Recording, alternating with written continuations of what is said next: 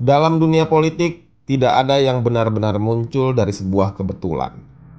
Setiap tokoh besar adalah hasil dari narasi, strategi, dan kepentingan yang dirangkai dengan cermat oleh mereka yang berada di lingkar kekuasaan. Begitu pula dengan Gibran Rakabuming Raka. Dia bukanlah kebetulan sejarah atau seorang anak muda yang penuh prestasi. Tapi dia bisa tiba-tiba muncul sebagai pemimpin nasional. Dia adalah bagian dari skenario besar, sebuah proyek politik.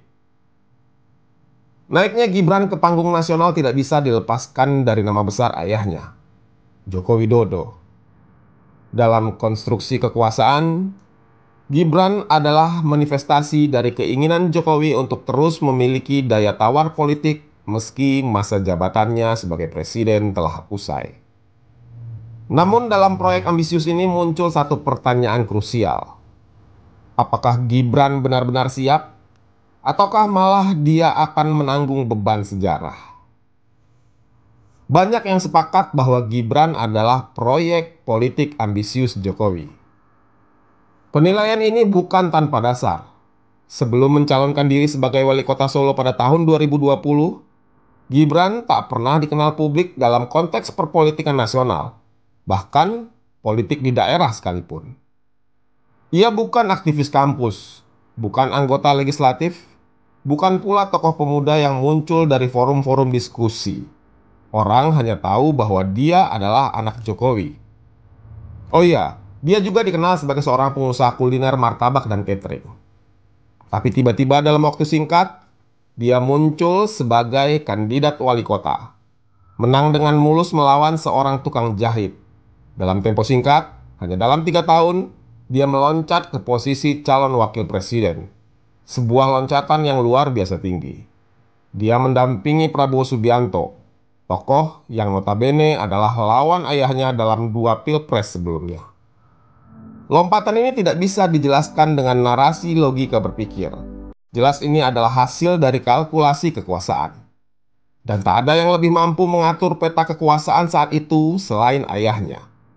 Singkatnya, Gibran adalah investasi politik Jokowi.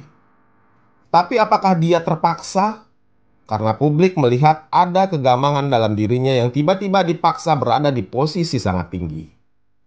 Dalam politik, kemandirian memang bukan soal usia, tapi soal karakter, sikap, dan kemampuan membentuk identitas pribadi yang otentik. Di sini Gibran nampak belum mampu memiliki itu. Sejauh ini semua langkah politik Gibran, mulai dari pencalonannya di Solo, relasi dengan PDIP, hingga loncatannya ke MK, semuanya berputar di orbit kekuasaan Jokowi. Retorika Gibran kaku, gagasannya masih minim. Dia sendiri sering terlihat menghindari debat substansial. Bahkan dalam forum-forum penting, Gibran lebih sering terlihat tampil sebagai representasi simbolik saja, bukan sebagai negarawan muda dengan visi yang besar. Tapi bukan berarti Indonesia tidak pernah punya tokoh muda jenius di masa lalu. Lihatlah Tan Malaka yang sudah berpikir tentang bentuk negara Indonesia di usia 28 tahun dengan buku Narda Republik Indonesianya.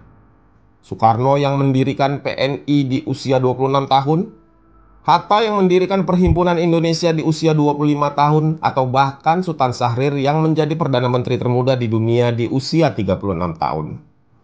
Tapi ingat, mereka semua bukan hasil dari kong kali kong kekuasaan. Mereka adalah produk dari perlawanan dan idealisme. Berbeda dengan Gibran yang minim pengalaman dan minim legacy. Kasus Gibran mempertegas bahwa politik dinasti di Indonesia bukan mitos. Jokowi yang dulu dielu-elukan sebagai tokoh rakyat, kini membangun jalur kekuasaan bagi keluarganya sendiri.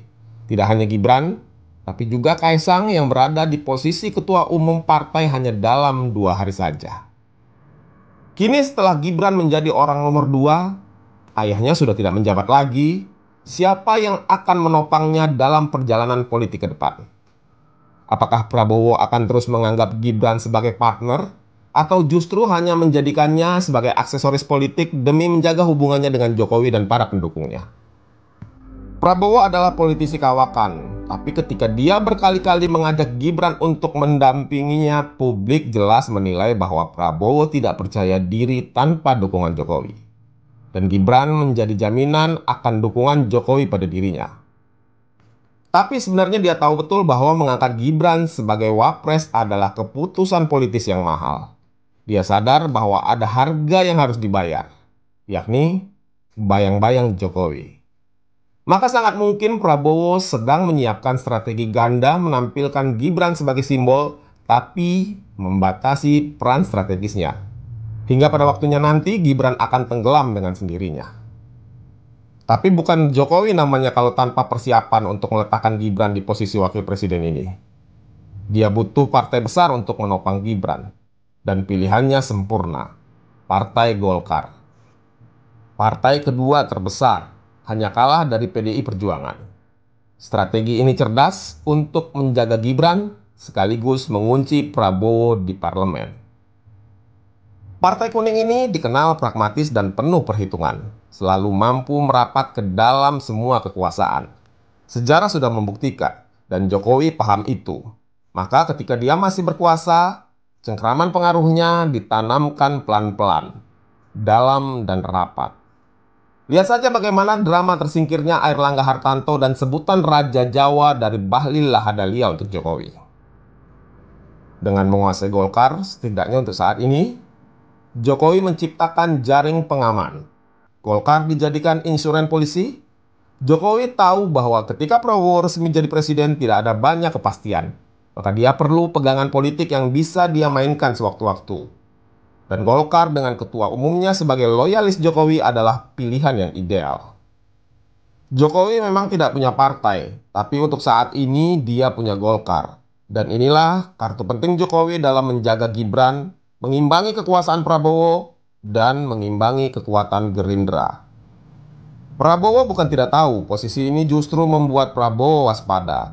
Ia tahu bahwa Golkar bisa berbalik arah kapan saja. Dan itu bisa berbahaya, karena oposisi dari partai sebesar Golkar bisa memicu gelombang kritik dari parlemen, bahkan dari dalam koalisinya sendiri.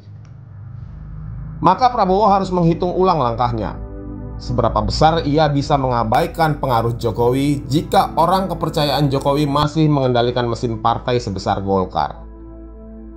Jokowi mungkin tidak lagi jadi presiden, tapi dengan Gibran di satu sisi dan Golkar di sisi lain, dia tetap memegang kunci penting dari peta kekuasaan nasional. Inilah bentuk kekuasaan pasca jabatan. Invisible hand yang masih bisa menjungkir balikkan bangunan politik dari belakang layar. Setelah berhasil menanam Gibran di kursi wakil presiden, Jokowi tahu bahwa kekuasaan tidak cukup dijaga lewat relasi personal atau nostalgia politik semata. Ia butuh instrumen kekuasaan yang bisa bergerak, bisa memukul dan bisa mengancam. Maka Golkar pun direbut, bukan dengan kudeta frontal tapi dengan menanamkan loyalisnya yang sangat patuh. Bahlil Lahadalia. Bahlil bukan kader murni Golkar dari awal, dan bahkan bukan representasi elit politik yang punya pengalaman panjang. Lalu kenapa dia yang diposisikan sebagai ketua umum? Jokowi tentu punya kalkulasi soal itu. Yang pertama, Bahlil bukan orang Jawa. Dia tidak memiliki basis sosial ataupun kultural untuk menantang langsung pengaruh Jokowi. Inilah yang membuat Jokowi merasa aman. Bahlil tidak mungkin mencalon menyaingi Gibran di 2029 nanti. Sebagai non-Jawa, Bahlil tak punya akar yang kuat, maka dia tidak akan tumbuh liar. Namun justru di sanalah bahayanya. Karena tak punya akar, Bahlil bisa tumbuh kemana saja, termasuk ke kubu Prabowo, jika aroma kekuasaan di sana lebih menjanjikan. Bahlil bisa saja membaca peluang yang lebih menguntungkan dengan Prabowo. Jika Jokowi terlalu percaya kepadanya, maka Golkar bisa saja berbalik arah dari kendaraan Jokowi menjadi alat tawar balik oleh Prabowo. Situasi ini tentunya nanti akan menciptakan ketegangan yang terselubung. Jokowi ingin Gibran melenggang ke 2029 didukung oleh mesin partai besar, tapi jika Bahlil tergoda menjadi kingmaker di sisi lain, maka Gibran bisa hangus. Bukan karena diserang dari luar, tapi karena dibakar dari dalam. Inilah paradoks Jokowi. Untuk merasa aman, ia harus menunjuk orang yang tak bisa mengancam. Tapi justru karena itu, ia memilih orang yang juga tak punya beban untuk berkhianat.